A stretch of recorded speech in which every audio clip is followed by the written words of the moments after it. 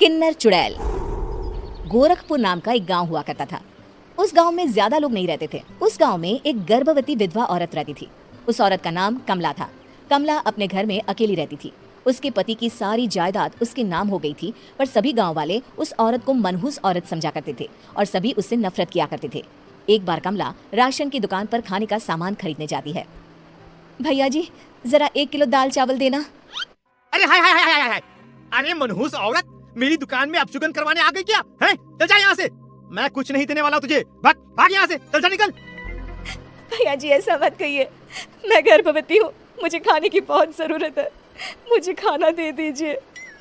दुकानदार कमला को वहाँ से धक्के मारकर भगा देता है। तभी कमला रोते रोते उस गांव के किन्नरों के इलाके में आ जाती है। गांव वाले किन्नरों को उसी इलाके में रखा करते थे, क्योंकि वो लोग किन्नरों को पसंद नहीं करते थे और उनके इलाके में रहने से मना करते थे।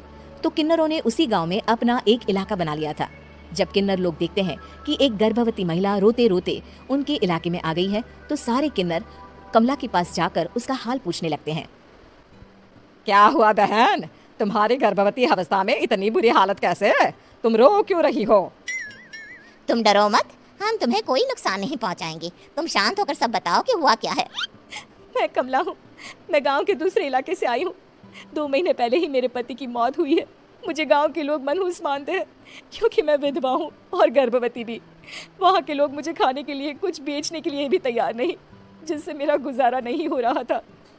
कोई बात नहीं कमला, हम तुम्हारा ख्याल रखेंगे। किन्नर लोग कमला को एक खाली घर में रहने के लिए जगह दे देते हैं और उसकी देखभाल भी करते हैं।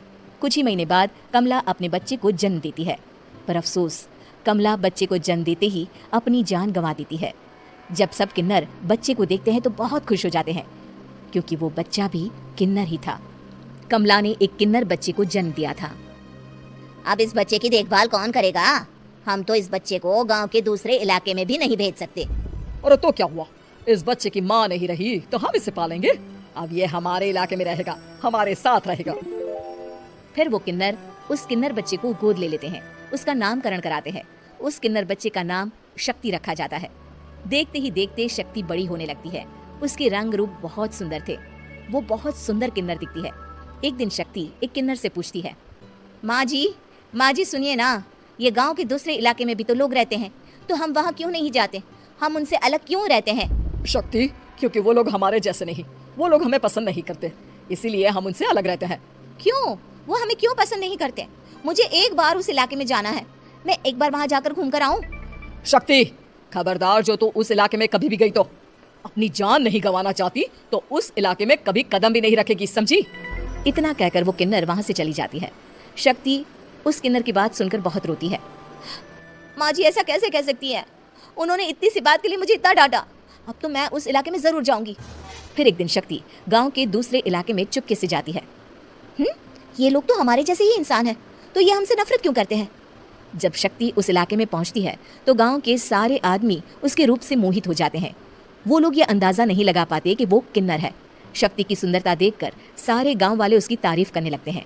तभी गांव का चक्कर लगाने गांव के जमींदार का बेटा हर्ष वहां पहुंचता है। हर्ष भी दिखने में बहुत सुंदर होता है। जब हर्ष ने शक्ति को देखा तो वो भी उससे मोहित हो गया, और जब शक्ति की नजर हर्ष पर पड़ी तो वो हर्ष को देखकर मोहित हो गई। आपको पहले कभी इस गांव में देखा नहीं। इस गांव में आप नए हैं क्या?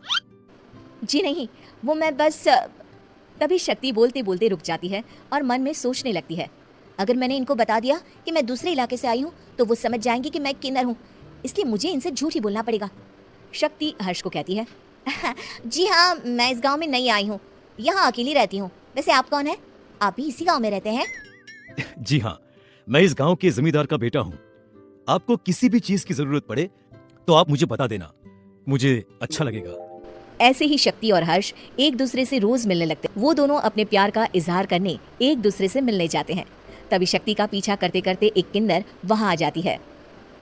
शक्ति, मैं तुमसे बहुत प्यार करता हूँ। मैं तुमसे शादी करना चाहता हूँ। क्या तुम मुझसे शादी करोगी? हाँ हर्ष, मैं तुमसे शादी करूंगी, पर मैं तुमको अपने बारे में एक सच्चाई बताना चाहती हूँ जो मैंने तुमसे छुपा कर रखी है। तभी उनके बीच में ही वो किन्नर आ जाती है। शक्ति, तेरी हिम्मत कैसे हुई ऐसा करने की? वो किन्नर शक्ति को खींचकर गांव के जमींदार के पास ले जाती है। हर्ष भी वहां शक्ति को बचाने के लिए पहुंच जाता है। जमींदार शक्ति और हर्ष के प्यार के बारे में सुनकर गुस्से में आ जाता है और शक्ति को गांव के बाहर निकालने की सजा देता है। शक्ति ये बात सहन नहीं कर पाती और कुएं में कूदकर अपनी जान दे देती है।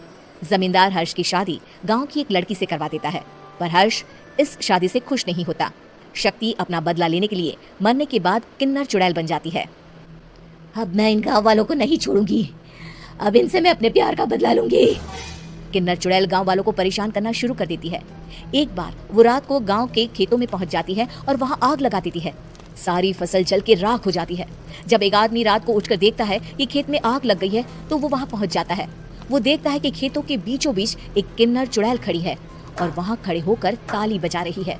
गांव वाला किन्नर चुड़ैल को देखकर बेहोश हो जाता है। जब सुबह उस आदमी को होश आता है तो वो सीधा जमींदार के पास जाता है। अरे जमींदार साहब, अरे वो किन्नर चुड़ैल ने मेरी सारी फसल जला दी। अब मैं क्या करूंगा, क्या होगा मेरा? जमींदार चुड़ैल किन्नर का नाम सुनते ही सब कुछ समझ जाता है। अब वो बहुत डर जाता है। उसी रात को जब जमींदार डर के मारे अपने कमरे में सो नहीं पाता, तभी वहां अचानक से किन्नर चुड़ैल आ जाती है। किन्नर चुड़ैल जोर जोर से जमींदार के आगे खड़ी होकर हंसने लगती है और ताली बजाने लगती है। जमींदार उस डरावनी किन्नर चुड़ैल को देखकर बहुत डर जाता है। तूने मेरे साथ बहुत बुरा किया, अब मैं तुझे जान से मार दूंगी। नहीं नहीं नहीं नहीं, मुझे माफ कर दो, मुझे मत मारो। मैं कभी ऐसा दोबारा नहीं करूंगा। अब तुम जो बोलोगी वही मैं करूंगा। ठीक है, मैं चाहती हूँ कि किन्नर इलाका गांव के इलाके से जुड़े और गांव का कोई भी आदमी किन्नर समाज से द्वेष ना करे, उससे नफरत ना करे, नहीं तो मैं सारे गांव को मार दूंगी। और तुम गांव में एक नया कानून बनाओ कि अगर किसी ने भी किन्नर समाज को हानि पहुंचाने की कोशिश भी करी या इनसे भेदभाव करने की भी कोशिश करी तो उनको कड़ी से कड़ी सजा मिलेगी। हाँ, मैं ऐसा ही करूंगा। तुम जो बोलोगी वो मैं करूंगा, पर मुझे जाने दो प्लीज। तब वो किन्नर चुड़ैल वहां से चली जाती है। गांव का जमींदार किन्नर चुड़ैल का कहा मानते हुए दोनों इलाकों को एक कर देता है और नया कानून भी लागू कर देता है। तब से वहां किन्नर समाज और बाकी गांव वाले शांतिपूर्वक रहने लगते हैं।